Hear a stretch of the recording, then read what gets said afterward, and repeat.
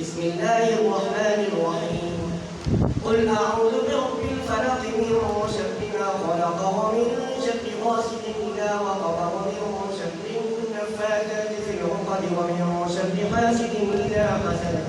بسم الله الرحمن الرحيم قل أعوذ برب الناس ملك الناس إله الناس من شر الوسواس الخناس الذي يوسوس في صدور الناس من الجنة والناس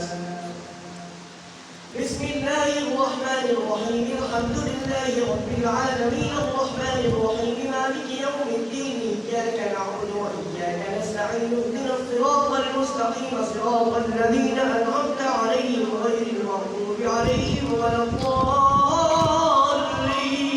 الضالين بسم الله الرحمن الرحيم ألف لام ميم ذلك الكتاب لا ريب فيه هدى للمتقين الذين يؤمنون بالغيب ويقيمون الصلاة ومما رزقناهم ينفقون والذين يؤمنون بما أنزل إليك وما أنزل من قبلك وبالآخرة هم يوقنون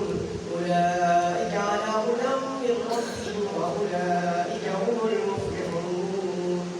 وإلهكم إله واحد لا إله إلا هو الرحمن الرحيم ألا إن أولياء الله لا خوف عليهم ولا هم يحزنون الذين آمنوا وكانوا يتقون إن رحمة الله قريب من المحسنين دعواهم فيها سبحانك اللهم وتحيتهم فيها سلام وآخر دعواهم أن الحمد لله رب العالمين وما أرسلناك إلا رحمة